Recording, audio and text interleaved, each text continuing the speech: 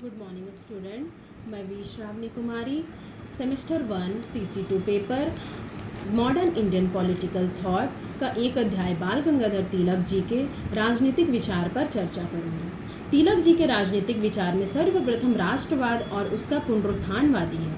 वे देश के लोगों में आध्यात्मिक शक्ति तथा नैतिक उत्साह पैदा करने के लिए वेदों और गीता का सहारा लेना चाहते थे। उन्हें लगता था कि वेद और गीता में जो संदेश दिए गए हैं वह लोगों में नैतिक उत्साह तथा आध्यात्मिक शक्ति का प्रसार कर सकते हैं। उनके अनुसार पुरानी संस्कृति में लोगों का कल्याण करने वाली तथा लोगों को जीवन देने वाली वैसी परंपराएं थी जिनकी वे पुनः अभी स्थापना करना चाहते थे।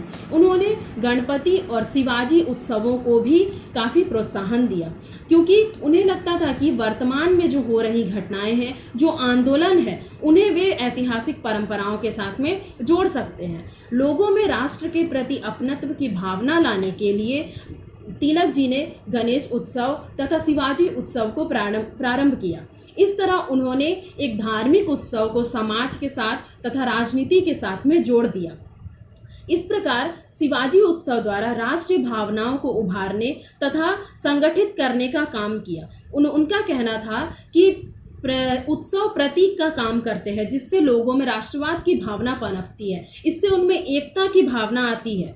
क्योंकि कहने का मतलब यह है कि जिस प्रकार एक उत्सव को मनाने के लिए काफ़ी संख्या में लोग एकत्रित होते हैं, तो उनमें आपसी संगठन की भावना उत्पन्न होती है, लोगों में एकता की भावना आती है, लोगों में भाईचारे की भावना आती है, अपनी परंपराओं, अपनी संस्कृति के प्रति लोगों के मन में सम्मान का भाव आता है, उसके प्रति उनमें निष्ठा की भावना, श्रद्धा की भावना आती है।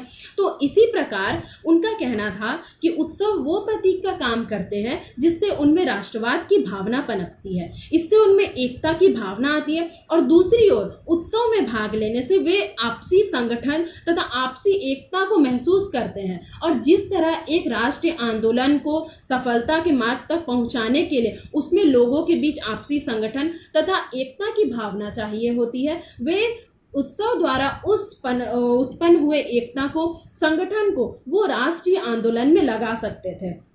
राष्ट्रीय उत्सव, राष्ट्रगान, राष्ट्रध्वज आदि देशवासियों के संवेग और भावों में तीव्रता लाते हैं तथा लोगों में राष्ट्रवादी भावनाओं को लुप्त नहीं होने देना चाहते। जिस प्रकार राष्ट्रीय उत्सव, राष्ट्रगान या राष्ट्रध्वज के प्रति लोगों के मन में अपने देश के प्रति एक भावना जागृत होती है, लोगों के मन में अपने देश के प्रति सम्मान की भावना, कुछ करने की भावना जागृत होती है, वे उसे लुप्त नहीं होने देना चाहते थे।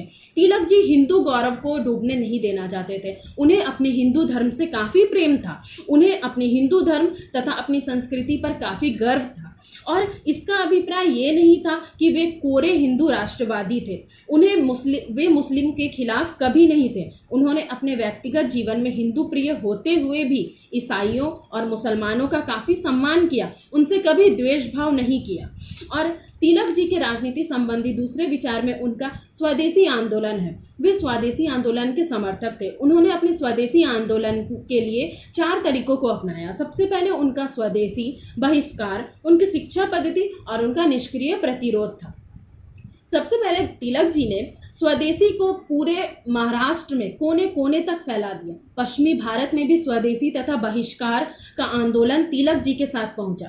पुणे में बड़े पैमाने पर विदेशी कपड़ों को जलाया गया। तिलक जी ने स्वदेशी के साथ बहिष्कार का भी मार्ग अपनाया। उनका कहना था, यदि हम ब्रिटिश सरकार के आर्थिक हितों पर दबाव बनाएंगे तो ब्रिटिश सरकार हम भारतीयों की मांगों को मानने के लिए विवश हो जाएगी। उन्होंने जनता को समझाया कि ब्रिटिश सरकार की नीति भारतीय विनाश का कारण है, क्योंकि ब्रिटिश सरकार भारतीयों के लिए जो नीति को अपना रही है उससे भारत का ही विनाश हो रहा था। भारत में ही उत्पादन किए जाने वाले वस्तुओं को भारतीयों को ही दामों पर बेचा जाता था तथा उन्हें ब्रिटेन ले जाया जाता था, और उन्हें ज़्यादा दामों पर बेच करके वे ब्रिटिश सरकार अपनी आय करती थी। और इसी प्रकार तिलक जी का कहना था कि ब्रिटिश सरकार की नीति भारतीय विनाश का कारण है। एक ओर स्वदेशी वस्तुओं के उत्पादन को जहां बढ़ावा मिलेगा, वहीं दूसरी ओर ब्रिटिश सरकार भारतीयों के मांगों को मानने के लिए भी विवश होगी। इसके बाद तिलक जी ने शिक्षा प्रणाली को भी जोड़ दिया।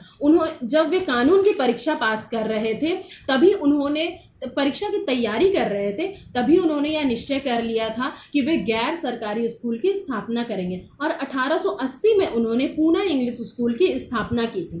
तिलक जी उस समय अंग्रेजों के द्वारा दी जाने वाली शिक्षा के प्रति बिल्कुल नाखुश थे, क्योंकि उन्हें लगता था कि अंग्रेज जो शिक्षा भारतीयों को दे रहे हैं उस शिक्षा से भारतीयों का कभी उत्थान नहीं हो सकेगा, बल्कि ये ब्रिटिश सरकार अपने ही हित के लिए कर रहे हैं। इस प्रकार वे भारत पर लंबे समय तक राज करने के लिए सफल हो सकेंगे। इस तरह उन्हें पश्चिमी द्वारा दी जाने वाली जो शिक्षा थी उनकी उन्होंने कटी आलोचना की। उन्होंने कहा कि चरित्र निर्माण के लिए धार्मिक शिक्षा को काफी हद तक अपनाया जाना चाहिए। उन्होंने धार्मिक शिक्षा को चरित्र निर्माण के लिए आवश्यक बताया। उसके बाद थी तिलक जी की स्वराज्य संबंधी धारणा। तिलक जी ने स्वराज को राष्ट्रवादी दल का लक्ष्य घोषित किया। मांडले जेल से रिहा होने के बाद उन्होंने यह अनुभव किया कि देश को स्वराज की अनिवार्य आवश्यकता है। उन्होंने लखनऊ अधिवेशन में नारा दिया कि स्वराज मेरा जन्मसिद्ध अधिकार है और मैं इसे लेकर रहूंगा। उन्होंने एनी बेसेंट के साथ में मिलकर all India home rule league की स्थापना की, जिसका उद्देश्य था स्वराज। बल्कि उन्होंने स्वराज को राजनीतिक आवश्यकता ही नहीं बल्कि एक नैतिक आवश्यकता के रूप में भी माना।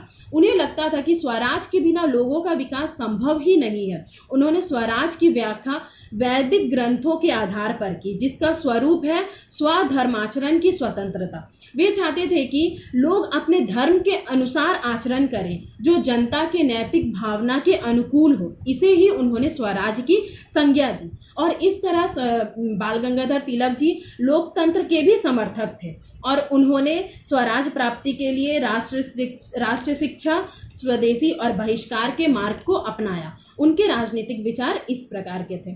अगले वीडियो में मैं इनके धार्मिक विचार और उनके शिक्षा संबंधी विचारों को आपके सामने लाऊंगी, उस पर चर्चा करूंगी। धन्यवाद।